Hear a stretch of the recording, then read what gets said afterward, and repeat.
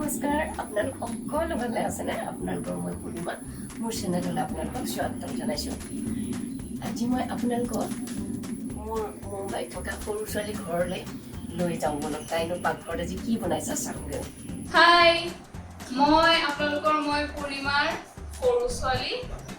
মই মুম্বাইত থাকোঁ মোৰ হাজবেণ্ড আছে এজনী 2 বছৰীয়া ছোৱালী আছে শাহু শহুৰ এয়া মোৰ সৰু পৰিয়াল তো মায়ে কোৱা মতে আজি মই আপোনালোকৰ আগলৈ ৰেচিপি লৈ ওলাম মই ভাবিলোঁ কি বনাওঁ প্ৰথম ৰেচিপি হিচাপে মোৰ প্ৰথম এপিছড হিচাপে তো মই আজি লৈ ওলালোঁ সাউথ ইণ্ডিয়ান ৰঙা মছলা তো সাউথ ইণ্ডিয়ান ৰঙা মছলাটো কোপা আহিলে সেইটো মই আপোনালোকক কৈছোঁ মোৰ বিয়া হ'ল সাউথ ইণ্ডিয়ান ল'ৰালে তো সেইটো কাৰণে মই এই ৰঙা মছলাটো মোৰ মাক দিলোঁ মোৰ মাপা বহুত মানুহে গম পালে ৰঙা মছলাটোৰ বিষয়ে তো চবে মাক সুধিলে কেনেকৈ বনোৱা মোৰ মায়েও ইমান ভালকৈ নাজানে সেইকাৰণে মায়ে মোক ক'লে যে তুমি এই ৰঙা মছলাটো প্ৰথম এপিছড হিচাপে দেখাই দিয়ে এইটো সাউথ ইণ্ডিয়ান ৰঙা মছলা আচলতে বহুতেই সহজ আৰু মেইনলিটো এইটো মাছৰ কাৰণে ব্যৱহাৰ কৰে কিন্তু এইটো মাছতে যে লিমিটেড তেনেকুৱা একো নহয় আপোনালোকে বহুত জেগাত ব্যৱহাৰ কৰিব পাৰে আনকি কেতিয়াবা যদি মোৰ এলাহ লাগে মই কাৰীটো তাৰে এচামুচ দি দিওঁ হৈ যায় ধমাকেদাৰ কাৰী ধুনীয়া ৰং ওলায় ধুনীয়া সোৱাদ ওলায় একদম ভাৰ্চেটাইল মছলা তো আহক ৰঙা মছলাটোনো কেনেকৈ বনায় আৰু ৰঙা মছলাটো বেলেগ ৰেচিপিটো কেনেকৈ ব্যৱহাৰ কৰিব পাৰি ইয়াত এইটো আৰু অকণমান ইণ্টাৰেষ্টিং কেনেকৈ বনাব পাৰি সেইটো আপোনালোকক দেখাম মছলাটো মই আপোনালোকক দেখাম কেনেকৈ বনায় সেইটোতো most important part of today's episode কিন্তু তাৰ আগতে মই আপোনালোকক দেখাম যে মই সেই মছলাটো ব্যৱহাৰ কৰি পেলাই কি বনাম এয়া আলু পটেটো ৱেজেছ চিকেন ড্ৰামষ্টিক আৰু পনীৰ তো তাৰমানে দেখিছে এই মছলাটো যে খালি মাছ বা মাংসৰ কাৰণে তেনেকুৱা একো নাই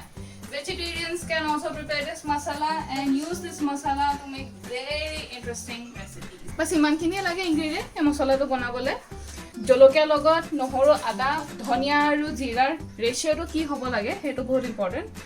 এই জলকীয়া মই লৈছোঁ 50 গ্ৰাম তো 50 গ্ৰাম এয়া জলকীয়া লগত 12 বা 15 ফুটালৈকে নহৰু 1 ইঞ্চি আদা 1 ইঞ্চি দালচেনি 3টামান লং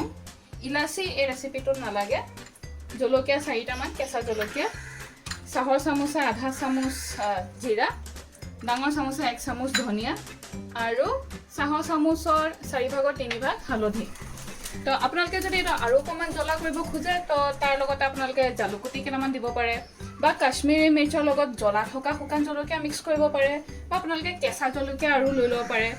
এই তিনি ধৰণে আপোনালোকে এইটো আৰু জ্বলা কৰিব পাৰে যদি আপোনালোকে বিচাৰে তো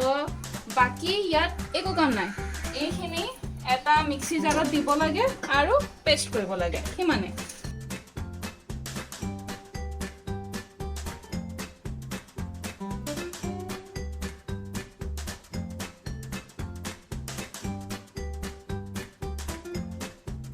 আৰু এটা বস্তু ইয়াত লাগে মই ক'বলৈ পাহৰিলোঁ সেইটো হ'ল নিমখ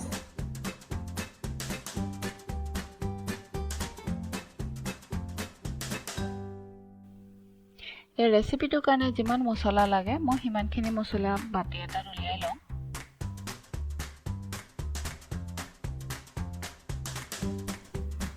আৰু বাকী থকা মছলাখিনি মই এটা টেমাত ধুনীয়াকৈ সুমুৱাই ডিপ ফ্ৰিজত সুমুৱাই থ'ম এইটো 3 মাহলৈকে ষ্ট'ৰ কৰি থ'ব পাৰি আলু মই অকণমান সিজাই লৈছোঁ 2 মিনিটৰ কাৰণে সিজালে হৈ যাব চিকেনখিনি ধুনীয়াকৈ চাফা কৰি লৈছোঁ চিকেনখিনি মই অকণমান অভেনত বেক কৰি লওঁ অভেনটো মই অলৰেডি 180 ডিগ্ৰীত প্ৰিহিট কৰি থৈছোঁ এতিয়া বেটাৰ বনাম বাতি এটাত ময়দা ল'ম 2 চামুচ ৰেড মছলা মিক্স কৰিম অকণমান নিমখ আৰু পানী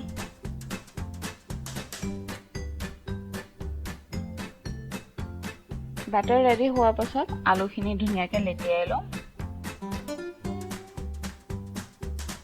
এয়া আলু হৈ গ'ল পনীৰত মই অকল মছলা দিম তাত মই ময়দা বেটাৰটো নবনাওঁ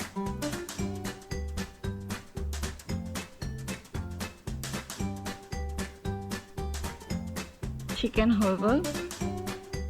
চিকেনৰ কাৰণে একেই ময়দা ল'লোঁ, মছলা ল'লোঁ, নিমখ ল'ম আৰু পানী ল'ম।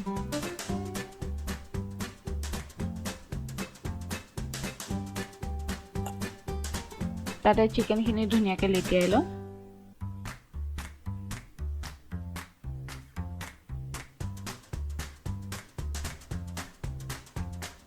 কেৰাহী এখনত এতিয়া আমি তেল লৈ গোটেইখিনি ধুনীয়াকৈ ডিপ ফ্ৰাই কৰিম। তেল গৰম হৈ গ'ল, প্ৰথম পনীৰ ফ্ৰাই কৰিছোঁ।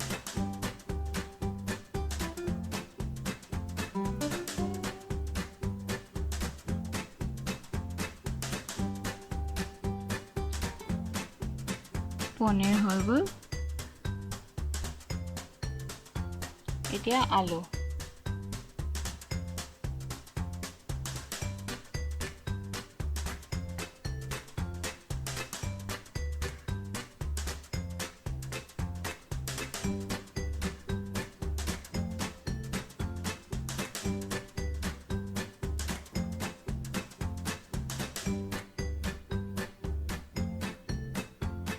আৰু একেবাৰে লাষ্টত চিকেন।